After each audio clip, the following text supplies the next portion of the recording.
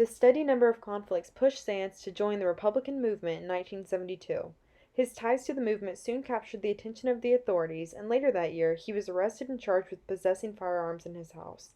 He spent the next 3 years of his life in prison. Upon his release, Sands immediately returned to the Republican movement. He signed on as a community activist in Belfast's rough Twin Brook area, quickly becoming a popular go-to person for a range of issues affecting the neighborhood.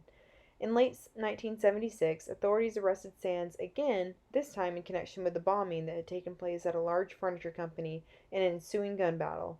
After weathering the brutal interrogation and then a court proceeding that offered up questionable evidence connecting Sands and three other guys to the attack, a judge sentenced Sands to 14 years in prison at Her Majesty's Prisons Maze, a facility used to house Republican prisoners from 1971 until 2000, located just outside of Belfast. As a prisoner, Sands' stature only grew. He pushed hard for prison reforms, confronting authorities, and for his outspoken ways, he was frequently given solitary confinement sentences. Sands' contention was that he and others like him, who were serving prison sentences, were actually prisoners of war, not criminals as the British government insisted. Beginning on March 1st, 1981, Sands led 9 other Republican prisoners into the H block section of the Maze prison on a hunger strike that would last until death.